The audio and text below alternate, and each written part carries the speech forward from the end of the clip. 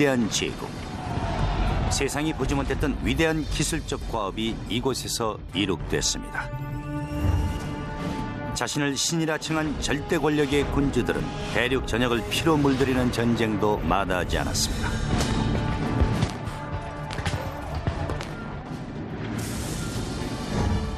최고를 갈구하는 그들의 욕망은 상상하기 힘든 규모의 건설로 실현됩니다. Notre Dame is a structure of breathtaking innovation. 하지만 그들의 무절제한 방종은 혁명을 초래했고 제국은 파멸의 위기를 맞게 됩니다. 그리고 혼란의 시기에 부상한 위대한 정복자. Napoleon is a force of nature. 그의 유일한 목적은 로마와 맞먹는 제국 건설이었습니다. 1163년 파리. 수많은 건설 노동자들이 세인강 중앙에 자리 잡은 시태섬에서 석회석 덩어리를 캐내고 있었습니다.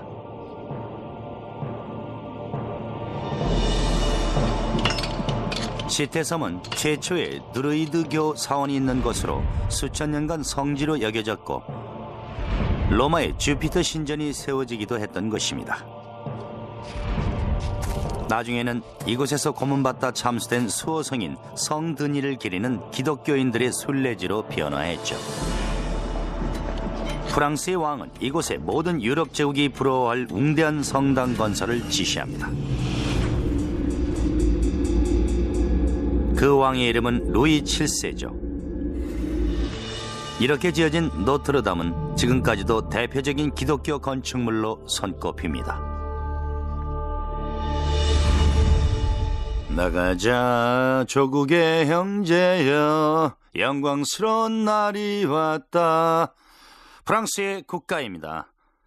안녕하세요, 피터 웰러입니다. 마르세유 행진곡은 아마도 세계에서 가장 열정적인 국가일 겁니다. 15년 전쯤에 저는 시간을 내 이곳 파리의 거리에서 프랑스 혁명의 발자취를 되돌아보고자 했죠. 하지만 프랑스 혁명의 진실은 영광스러운 날과는 전혀 거리가 멀었습니다. 무시무시한 공포 정치로 수많은 사람들이 처형당했고 극심한 정치적 혼란 속에서 마침내 나폴레옹이 등장하게 되죠. 이후에 민주주의가 뿌리를 내리게 됩니다. 하지만 프랑스 민주주의의 근간에는 피와 아름다움이 같이 공존하고 있습니다. 프랑스의 예술과 과학, 혁신과 발전은 모두의 영광과 아름다움이 바탕이 되었습니다. 이러한 특색은 그들의 도시계획과 건축물에도 잘 드러나 있죠. 특히 성당 건물에서요. 카시드럴이란 단어는 단지 규모가 큰 대성당만을 의미하는 것이 아닙니다. 어원인 카시드라는 자리를 뜻하죠. 교황을 대신해 교구를 관할하는 주교 혹은 대주교의 자리를 뜻하고 있습니다. 파리 교구의 노트르담 대성당입니다. 파리의 성모 마리아란 뜻으로 성모 마리아께 봉헌된 성당이죠. 꽤 멋있죠? 세계에서 가장 유명한 성당 중에 하나입니다. 이 성당이 지어지기 전 중세 초기의 교회들은 모두 기둥이나 주두 같은 고대 로마의 기법을 따른 로마네스크 양식으로 지어졌습니다.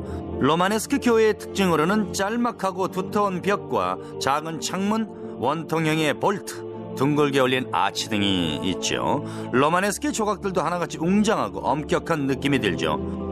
하지만 이 교회들은 내부 공간이 매우 협소합니다. 이에 파리의 주교 모리스 드슐리는 수천 명을 수용할 수 있는 엄청난 규모의 교회를 계획합니다. 드슐리는 프랑스 기독교의 상징으로 일컬어집니다. 그와 루이 7세는 잇따른 전쟁으로 어수선한 봉건국가 프랑스에 대한 권력을 공고히 할 필요성을 느끼게 됩니다. 그들은 새로운 시대의 도래를 알리고 절대 권력의 상징이 되어줄 위대한 성당을 계획합니다. 성당은 전혀 새로운 방식으로 지어질 예정이었죠. Maurice was the bishop of Paris at a moment when Paris really was a boom town. Louis VII established Paris definitively as the capital of the Kingdom of France. I think Maurice wanted to build a building that was worthy of the status of the city and men of enormous wealth and power.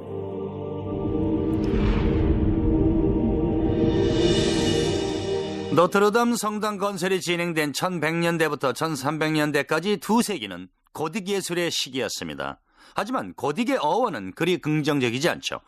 새로운 사조가 생겨나면 이전 것에 대한 비판이 따릅니다. 고딕은 원래 야만인 고트족이라는 뜻이었죠.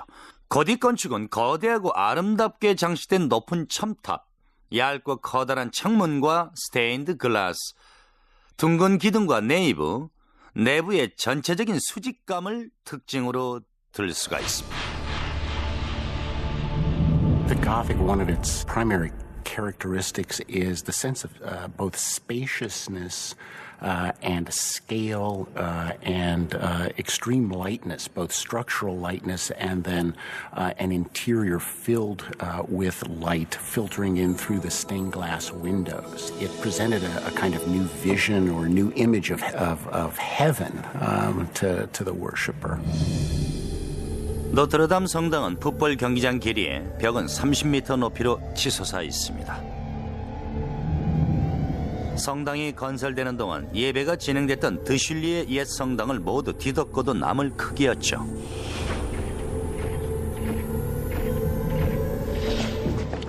현장에 비계를 설치해 건물 높은 곳에 올려질 볼트에 필요한 목재 버팀목과 석재 등을 운반했습니다. 인력으로 가동되는 바퀴 크레인이 건물 꼭대기에 설치돼 무거운 자재들을 운반하는 데 사용이 됐죠. A man or two would have gotten in the wheel and essentially like a hamster hoisted the materials up. 수천 명의 노동자들은 이 거대한 성당을 건설하는 데 평생을 바쳤습니다. Each mason seems to have had a mark which he would carve into the blocks so that they would get paid by the piece. One often has the romantic notion that each stone was a kind of carved prayer, but it was much more practical than that. If there was no money, there was no work. 평민은 물론이고 수많은 귀족들까지 자발적으로 나서 수레에 돌을 가득 싣고 날랐습니다. 성당 건설에는 수천 톤의 석재가 필요했으니까요. 로마 시대와 르네상스를 거쳐 현재에도 건축은 정확한 수치와 설계를 바탕으로 진행되지만은 고딕 양식의 건축은 건물을 지어가면서 필요한 구조물이 추가되는 형식이었죠. 애초에 설계가 없는 것은 아니었지만은 혹시 실수가 생기면은 기둥이나 벽 등을 추가하는 방식이었습니다. 노트르담의 과제는 아래로 쏠리는 거대한 석재의 하중과 바람에도 견딜 수 있는 지지물을 고안해내는 것이었습니다. 그들의 해결책은 플라잉 버트레스라는 버팀벽이었죠. 플라잉 버트레스는 무게를 외부와 아래쪽으로 분산해주는 반원형의 구조물입니다. 노트르담이 반도체에 지어지기 전 그 획기적인 공법은 북부 유럽의 고딕 건축 붐을 불러일으키게 됩니다. 과거의 건축가들은 하중의 문제 때문에 원하는 만큼 건물을 높이 올리지 못했죠. 거대한 석재 지붕의 무게는 그것을 지탱하는 벽에 많은 부담을 주었습니다. 노트르담의 건축가들은 이미 외벽을 지지하기 위한 획기적인 방식의 건축술을 고안해냈습니다. 하지만 원하는 만큼의 높이로 건물을 올리기 위해 그들은 플라잉 버트레스라는 건축사의 길이 남을 버틴 벽을 고안하기에 이릅니다. 지붕의 하중이 버틴 벽에 흡수된 덕분에 벽에 거대한 창문을 위한 공간을 잘라낼 수도 있었습니다. 플라잉 버트레스가 아니었다면 불가능했을 일이죠. 1190년경 남쪽과 북쪽의 네이브 벽과 아래쪽의 볼트가 완성됐습니다. 서쪽으로는 거대한 장미창을 설치한 높은 탑이 건설 중이었는데 세계적으로 가장 아름다운 스테인 글라스 창문으로 알려져 있죠.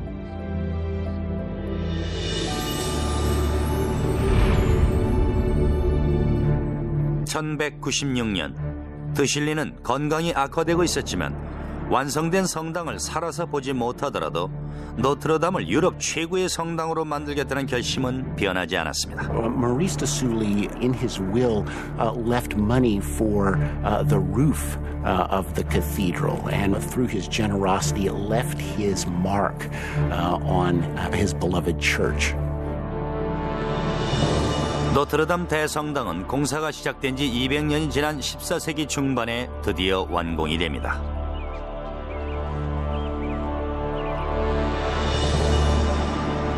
새로운 강자로 떠오르는 제국을 상징하고자 지어진 대성당은 훗날 프랑스가 얻게 될 권력과 영광을 예언하고 있습니다. 하지만 그에 앞서 자신을 신이라 칭한 통치자에 의해 제국은 큰 혼란에 빠집니다. 그는 제국을 거대한 방벽으로 둘러싸고 어디서도 볼 수 없었던 화려한 궁전을 건설합니다.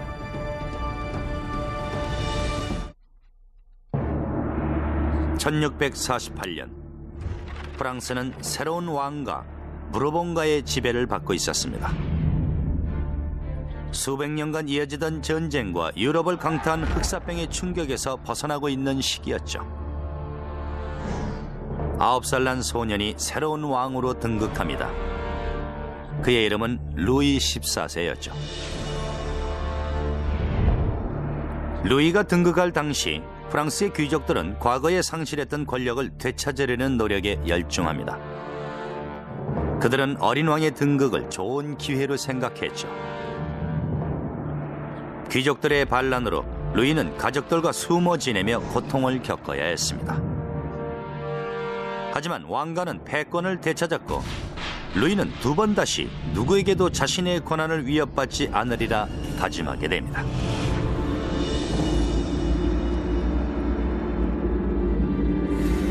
소년 왕이 청년으로 자라나면서 그의 사치스러운 성향도 점차 규모가 커졌고 이러한 성향은 대규모 건축 계획으로 이어집니다. 신을 경배하기 위해 지어진 노트르담과는 달리 루이가 계획한 건물은 모두 자신을 위한 것들이었죠. 루이는 선조들과의 전통을 단절하고 절대적인 권력을 얻기 위해 오랫동안 프랑스 정치의 중심이었던 파리를 떠나 남쪽으로 20여 킬로미터 떨어진 베르사유로 궁정을 이동합니다.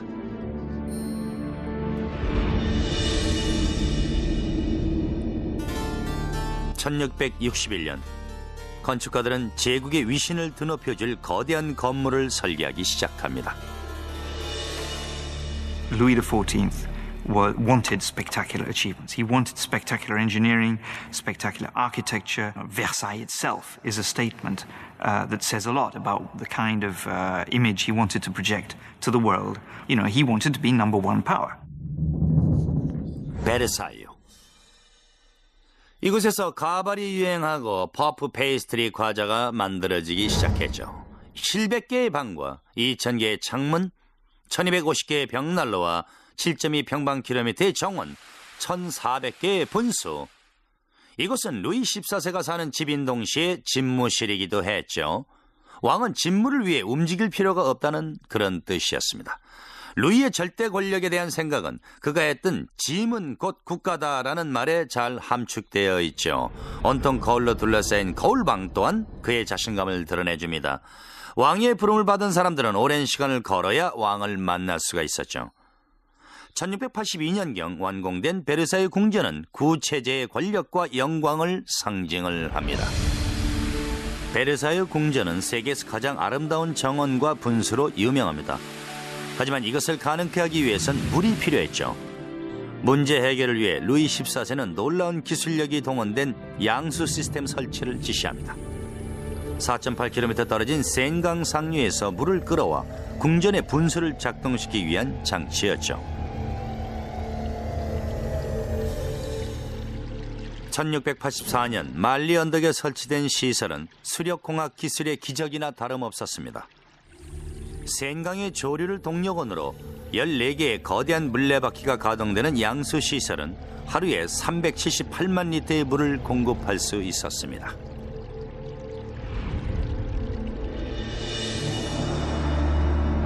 루이는 이제 인간의 한계를 초월해야겠다고 결심합니다.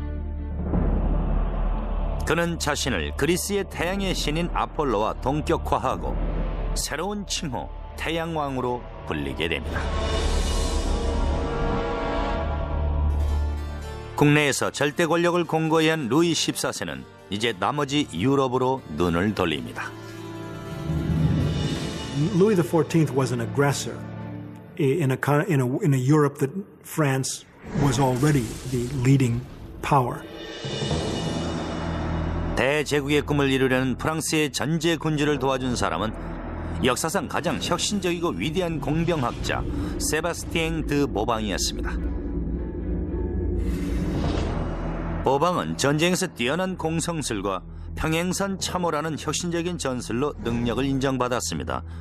그는 수백 년간 반복되어온 전쟁의 방식을 변경하고 수많은 목숨을 구할 수 있었죠.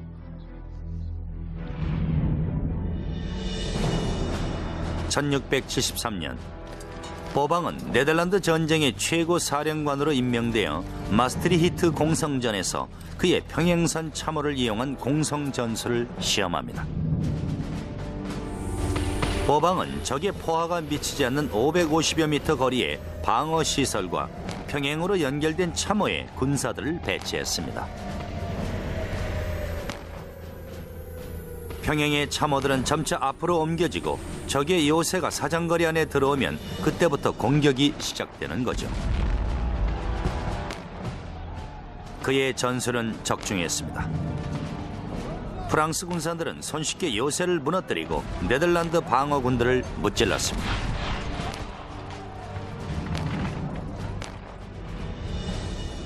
보방의 혁신적인 전술은 잇따른 승리로 이어졌고 루이 14세는 위험을 무릅쓰고 전장을 방문합니다. 당시 왕으로서는 매우 이례적인 일이었죠. Vauban offered him the possibility to be the winner at the war. The most beautiful attack of Vauban was the one where the king is here. 매년 봄이면 루이는 여왕과 후첩들을 포함한 많은 궁정 사람들을 데리고 군사들과 함께 변경의 접전 지역을 방문했습니다.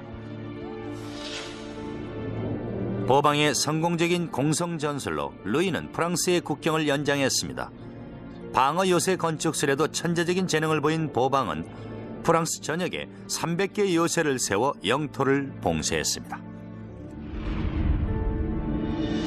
고대 로마에선 기하학적 도형을 가장 신성한 것으로 여겨 건물을 완벽한 대칭을 이룬 원이나 사각형으로 만들었죠. 이것을 중앙집중 설계라고 부릅니다. 보방은 이 중앙집중 설계의 영감을 얻어서 오각형의 별 모양 요새를 건설합니다.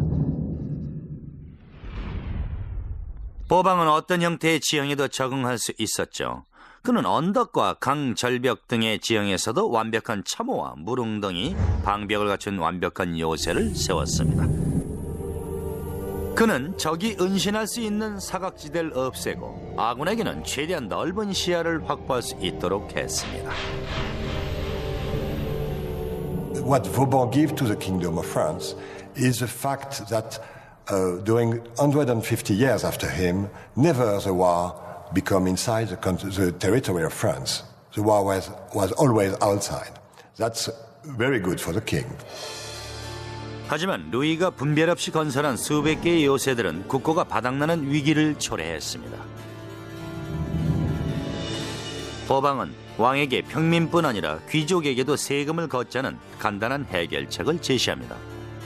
그의 주장은 실현되지 않았지만 100년 후 프랑스 혁명에서 비로소 빛을 발하게 되죠.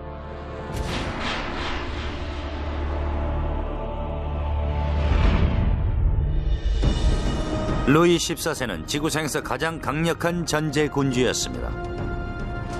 유럽으로의 팽창 사업이 진행되면서 그는 대서양과 지중해를 잇는 통로 건설을 계획합니다. 아무도 가능할 것이라 예상하지 않았던 계획이었죠.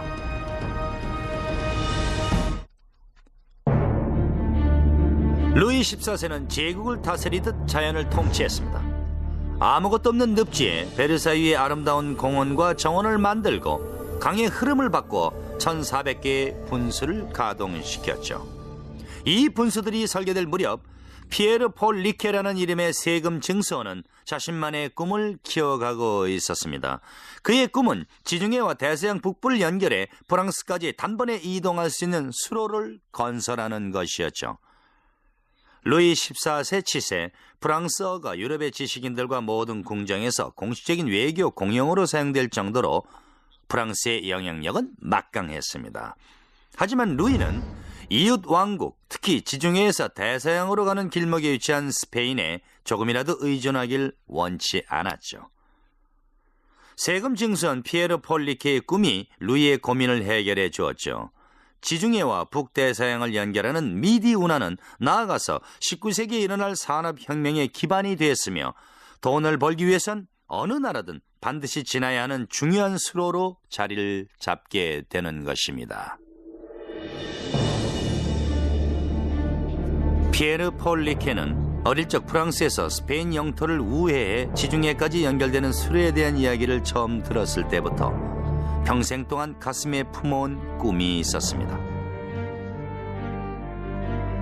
I doubt whether Riquet was very easy to live with because he was so caught up with this project. He was so, I think it's fair to say, he was obsessed by it. Something in him made him want to build, made him want to achieve something concrete that would go down for posterity.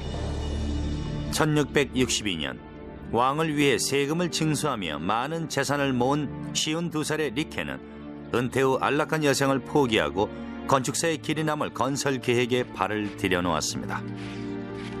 오랫동안 농업상에 골칫거리기도 했던 물을 끌어들이는 문제에 대해 리케는 기발한 해결책을 제시합니다.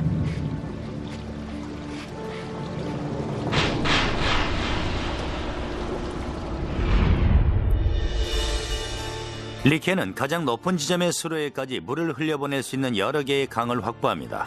하지만 1년 내내 수량을 조절해야 하는 문제점이 있었죠. It was going to be dry during the summer. So Riquet understood you needed to get a big volume of water as a reservoir. And the site was found, which was the Saint-Ferréol Dam. And that was absolutely spectacular. That was the key to the whole project. 획기적인 해결책은 바로 저수지였습니다. 리케는 전에는 아무도 풀지 못했던 고문거리를 명쾌하게 해결했죠. 하지만 한 가지 문제가 있었습니다. 수로에 충분한 물을 공급하려면 그만큼 충분한 크기의 댐을 건설해야 하는 것이었습니다. 이렇게 해서 높이 32m, 두께 137m 이상의 거대한 댐이 설계됩니다. 댐 뒤쪽으로는 75억 리터 이상의 인공호수가 조성됐죠. 상트 페레올 댐은 여러 강으로부터 흘러온 물을 저장합니다.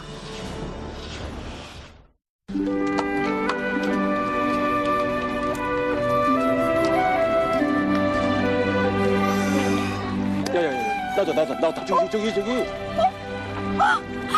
나온다. 저기 우리 집 있잖아. 야, 나. 야, 이거 엄마가 봐야 되는데. 찍어. 야, 이제 우리 진짜 시작이다. 우리 영화인이야. 내 꿈은 지치지 않는다. 바카스. 당신이 찾는 행복의 파랑새는 뉴욕 생명 안에 있습니다. 162년 동안 지켜온 신뢰와 가치, 행복한 미래와 키스하세요. 뉴욕 생명. 잠자는 고대 미스터리를 깨우기 위해 탐험가 조시 번스타인이 나섰다. Hi, I'm Josh Bernstein.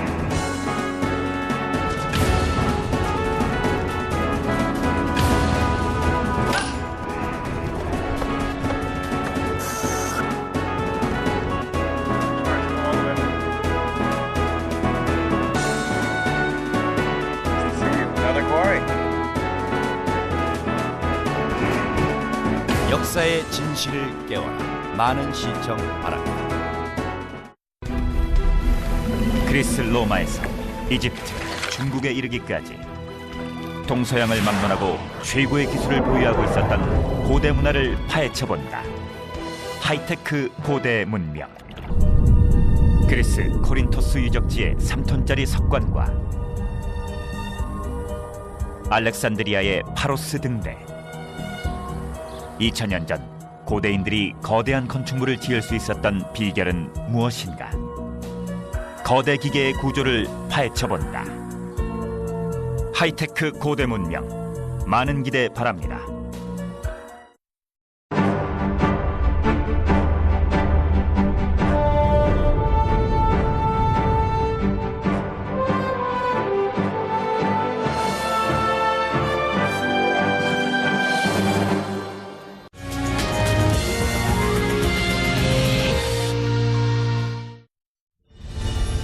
설계상으로는 꽤 근사한 계획이었죠.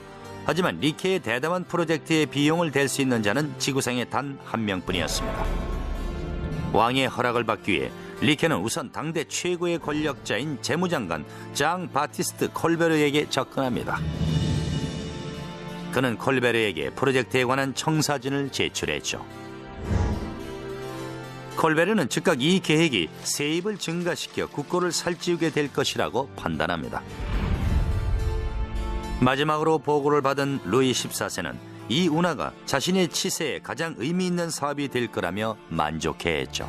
Louis XIV acutely realized the potential of architecture to establish an image that would embody not only his personal authority and status, but also that of the Kingdom of France that he ruled. 하지만 루이의 최종 승인이 내리기까지 리케는 사비를 털어 건설 비용의 3분의 1을 부담해야 했습니다.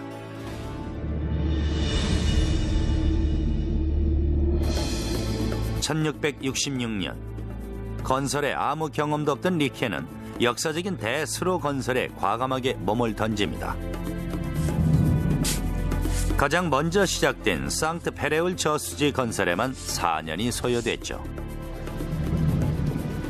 저수지와 급수시설 건설이 진행되는 동안 1667년 11월 17일 툴루즈에서 본격적인 운하 건설이 시작됩니다. 1668년 1월 무렵 2,000명의 노동력이 현장에 투입됐습니다. 운하 공사가 한창일 때는 12,000명까지 투입된 적도 있었는데 인력이 모자라 600여 명의 여성 노동자들까지 동원해야 했죠. 지속적인 대규모 노동력 확보를 위해서 리케는 임금을 적정한 수준으로 인상하는 한편 편안한 숙소와 심지어 휴가와 병가까지 제공했었습니다. He introduced an early form of social security. There was such a thing as paid leave, which was absolutely unheard of at that time. So he was well ahead of his times, but he had to be able to implement the project in a decent time. 하지만 머지않아 리케의 거대한 건설 프로젝트와 관대한 노동 정책은 중대한 난관에 봉착합니다. 운하를 반대하는 세력은 리케가 개인의 야망을 위해 실패할 수밖에 없는 건설에 공금을 낭비하고 있다며 비난했습니다. 콜베르마저도 의구심을 갖기 시작했죠. 공사가 10년째 접어든 1677년 운하가 엉쉐린 지역의 남쪽 경사면에 도달했을 무렵 공사가 중단될 위기에 처합니다. 리케는 과감한 제안으로 문제 해결을 시도하죠. 폭발물을 이용해 세계 최초로 지하에 항해용 운하 터널을 뚫겠다는 주장이었습니다. 파리에서 리케의 계획을 전해들은 콜베르는 크게 당황했습니다. 그는 즉각 공사를 중단시킨 후 전문가를 파견해 현장을 조사하게 합니다.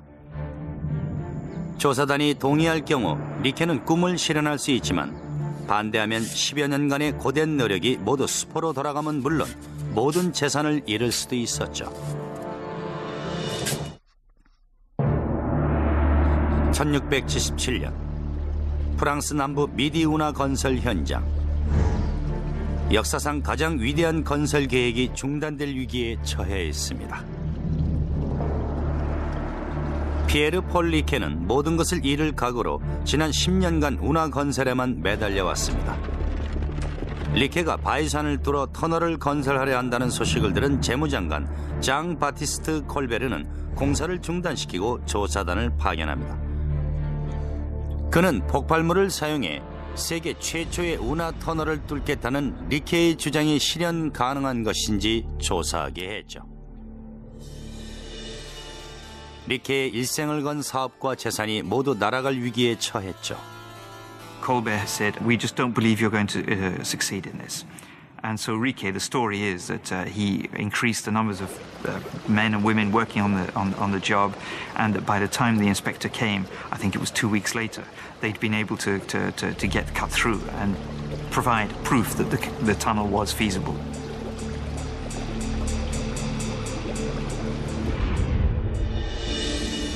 (15년) 동안 리케는 자연과 인간이 만들어내는 모든 방해를 견뎌가며 평생 꿈꿔온 운하 건설을 지속했습니다. 하지만 이제 그는 76살의 쇠약한 노인이었죠. 1680년 10월 1일 병석에 누워있던 리케는 곁을 지키는 아들에게 이렇게 물었습니다. 운하가 어디 있느냐? 아들은 이제 바다에서 4.8km밖에 남지 않았다고 대답했죠. 리케는 숨을 거두었고 8개월 후 운하가 개통됩니다. 8개월만 기다렸다면 운하를 볼 수 있었는데 말이죠. 1681년 5월 15일 마침내 미디 운하가 개통됩니다.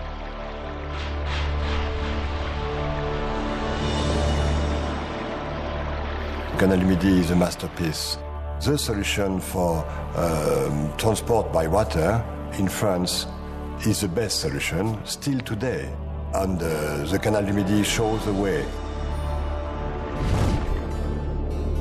하지만 미디 운하는 권력과 영광을 갈망한 루이 14세가 이룩한 수많은 건설 중 하나에 지나지 않습니다. 재위 말기, 그의 그칠 줄 모르는 재원 낭비로 프랑스는 파산 지경에 이르게 됩니다. 루이가 남긴 전제 정치와 엄청난 부채는 100년 후 일어난 혁명의 불씨로 작용합니다.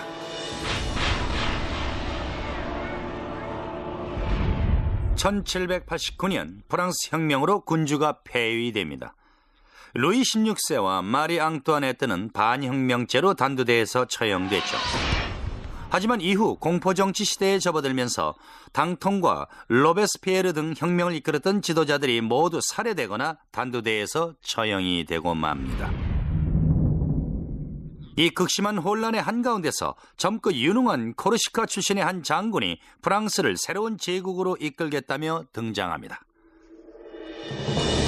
1795년 지중해 작은 섬에서 태어난 젊은 장교가 권력을 쟁취할 수 있는 첫 번째 기회를 맞이합니다.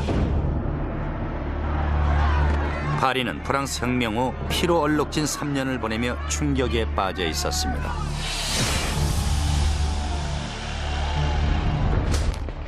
이때 프랑스 국민의 마음을 사로잡고 나아가 역사상 가장 위대한 정복자로 기록될 장군이 정권을 장악합니다. 그의 이름은 나폴레옹 보나파르트였죠. Napoleon was a force of nature. Audacity was his middle name. Napoleon imposed himself upon Europe with such force that he goes down in the annals with Caesar and few others. 나폴레옹의 직급 상승은 순식간에 이루어졌습니다. 단 1년 만에 그는 국내 사령관에서 이탈리아 원정군 사령관으로 임명됩니다. 1796년 오스트리아가 이탈리아에서 프랑스군을 공격했을 때 나폴레옹은 오합지졸인 프랑스군을 강력한 병력으로 변화시킵니다. 그는 오스트리아군을 격파하면서 북부 이탈리아 대부분을 점령하고 심지어 조용하던 베네치아 공화국까지 차지하게 됩니다. 파리로 돌아온 나폴레옹은 영웅으로 추앙받으며 정권을 장악하게 되죠. 10년간 계속된 피비린내 나는 프랑스 혁명에 지친 프랑스 국민들은 이미 황제 폐하를 다시 모실 준비가 되어 있었습니다. 1804년 노트르담에서 나폴레옹의 대관식이 열립니다. 리허설 장면을 그린 자크 루이 다비드에 의하면 나폴레옹은 교황에게서 황제관을 받아 선수 머리에 썼다고 합니다. 그리고는 동생에게 아버지가 이 장면을 보셨다면이라고 말했다죠. 이 놀라운 자신감에도 불구하고 나폴레옹은 자신의 기념비를 세우는 것을 싫어했는데요. 그래도 하나는 만들었죠. 고대 로마 광장에 세워진 티투스 개선문을 번떠 7만 톤의 석재로 제작된 구조물로 이름은 파리의 개선문입니다.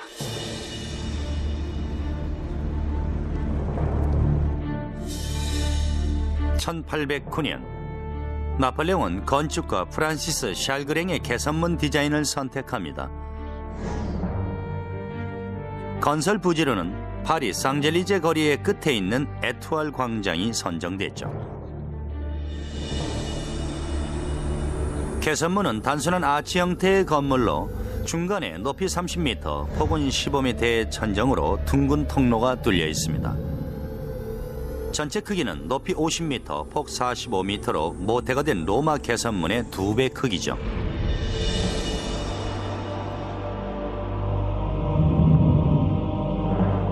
아치 기둥 전면에는 프랑스 혁명과 나폴레옹 전쟁을 기념하는 4개의 조각이 장식되어 있습니다.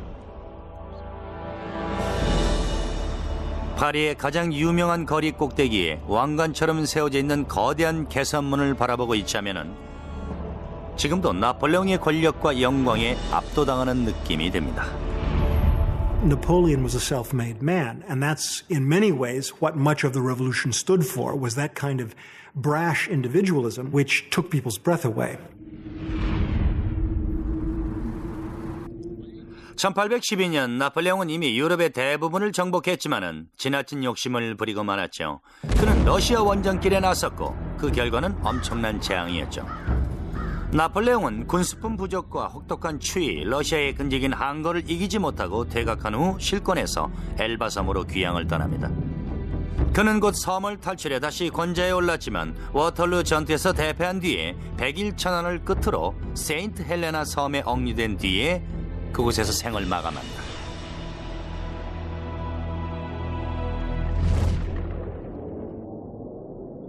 나폴레옹에 대한 존경과 경외심으로 프랑스인들은 개선문 건설을 계속했고 마침내 1836년 개선문이 완공이 됩니다. 이후 파리의 개선문은 프랑스의 상징이 되지만은 곧 파리의 스카이라인을 영원히 바꿔놓은 기괴한 모양의 철제 구조물에게 그 자리를 내어주게 되는 거죠. 개선문이 파리에 건설된 지 50년 후 인간의 상상력을 뛰어넘은 위대한 건축물이 세상의 이목을 집중시킵니다. 1889년에 세워진 지구상에서 가장 인상적이고 과감한 건축물, 그것은 바로 파리의 에펠탑입니다.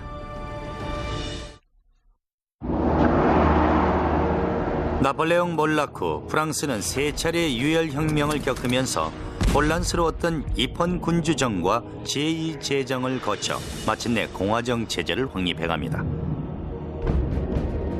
1880년대 프랑스는 아프리카의 3분의 1과 인도차이나, 카리브해 연안의 많은 지역을 점령하면서 식민지 시대의 열강으로 부상합니다. 1889년 프랑스 혁명 100주년을 기념하고 프랑스의 새로운 힘과 영광을 추진하기 위해 파리에서 만국 박람회가 계획됩니다. 프랑스 정부는 박람회의 상징물로 거대한 300m 높이의 탑을 건설하기로 결정합니다. 미래에 대한 자신감을 표현해줄 상징이었죠. The Minister of Commerce, Edouard Lacroix, saw it as a symbol of progress, where he said humanity gravitates endlessly upward.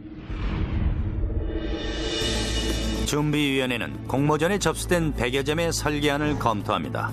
공모자 중에는 기스타브 에펠이 포함되어 있었죠. 1830년대 이후 어떤 건축가도 이렇게 높은 타워를 세우는데 성공하지 못했습니다. 에펠은 거대한 교량과 대규모 건축물로 얻어진 국제적 명성에 힘입어 손쉽게 파리 박람회 기념탑의 설계자로 채택이 됩니다. 하지만 모두가 에펠탑에 만족한 것은 아니었죠. 그의 설계안이 대중에 공개되자 수많은 파리의 지식인과 예술가들이 위원회의 결정에 반박했습니다. It was claimed that it was ugly, it was industrial, it was useless. It was a travesty to the Parisian landscape, which contained all sorts of wonderful classical structures. 오늘날 우리는 에펠탑에 익숙하지만 당시로서는 꽤나 기이한 모습으로 여겨졌죠. 기스타브 에펠은 공공구조물의 모양에 대한 개념뿐 아니라 파리 전체의 스카이라인을 뒤바꿔 놓을 생각이었습니다. 파리 시민들은 고층 건물의 효시라고 할 수 있는 에펠탑을 좋아하지 않았습니다. 100년 후 I.M. 페이가 루브르에 세운 피라미드를 싫어했듯이 말이죠. 더욱이 에펠탑을 반대하는 세력이 일반적인 시민이 아닌 저명한 건축가와 저술가들이었다는 게 문제였죠. 모파상은 이렇게 말했죠. 나는 에펠탑 안에서 식사하겠다. 유일하게 에펠탑이 보이지 않으니까. 300m 높이의 에펠탑은 세계에서 가장 높은 인공 구조물로 기록이 됩니다.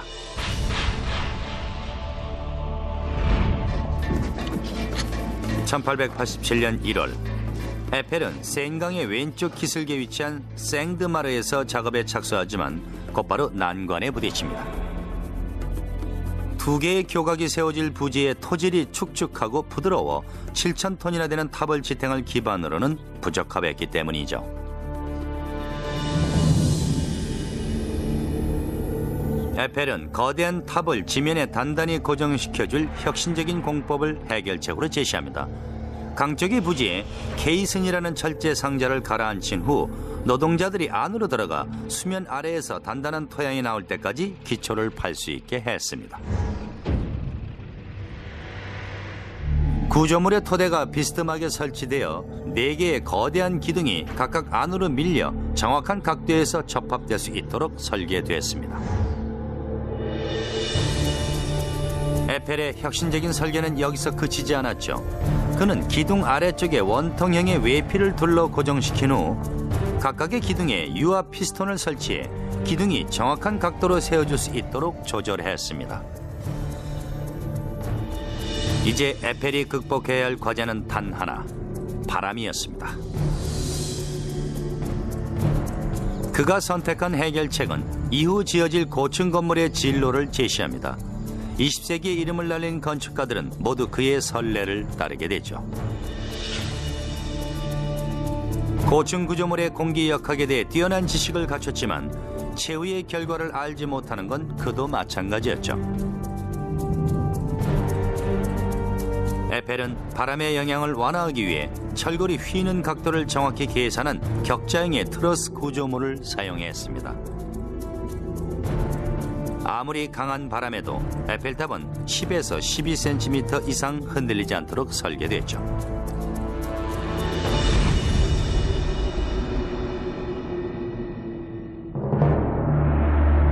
(1887년 7월 1일) 탑이 올라가기 시작합니다. 거대한 철조 구조물 조각이 증기 구동 크레인으로 올려졌습니다. 빠른 작업을 위해 구조물의 리벳을 3분의 2 정도 한 후 운반됐습니다. Now, one of the ways in which Eiffel did things rapidly was to prefabricate parts. He was a master at organizing his projects. 에펠의 효율적인 작업 진행은 효과를 거두었습니다. 노트르담을 완공하는 데 200년이 걸리고 다른 대규모 건축에도 수십 년이 소요됐던 과거와는 달리 에펠탑은 300명의 노동력만으로 단 22개월 만에 완성할 수 있었습니다.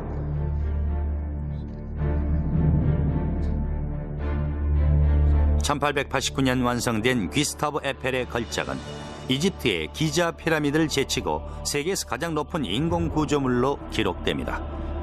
이 기록은 1930년 뉴욕의 크라이슬러 빌딩이 지어지기까지 깨어지지 않았죠.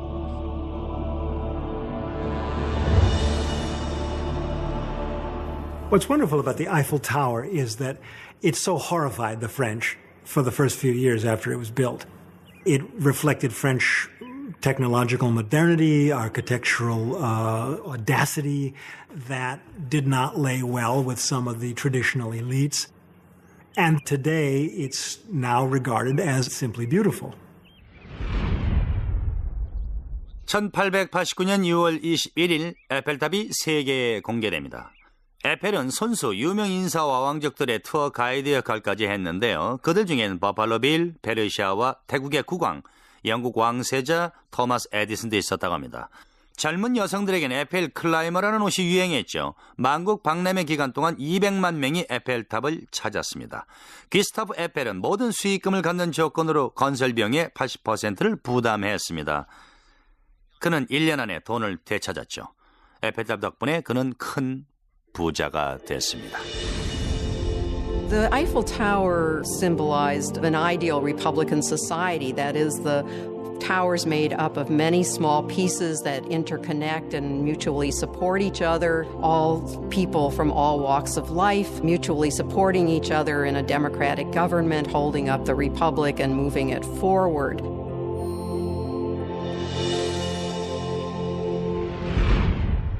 택시 기사들이 불친절하긴 하지만은 저는 프랑스와 파리를 사랑합니다.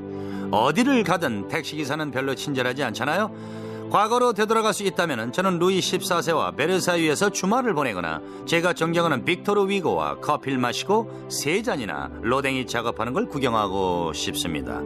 하지만은 노트르담이나 샤르트르 대성당의 스테인드 글라스를 보며 차를 마시거나 에펠탑을 보며 어떻게 저렇게 거대한 구조물의 하중이 1평방인치당 최대 5kg밖에 되지 않는지 생각하는 것도 괜찮죠. 사르마뉴 대제 때부터 내려온 우아하고 세련된 프랑스의 기풍은 21세기 들어서 좀처럼 찾아보기 힘듭니다. 어떻게 된 걸까요? 일부에선 오만 때문이라지만 저는 자신감이라고 말하고 싶군요. 비브라 프랑스. 지금까지 피터 웰러였습니다.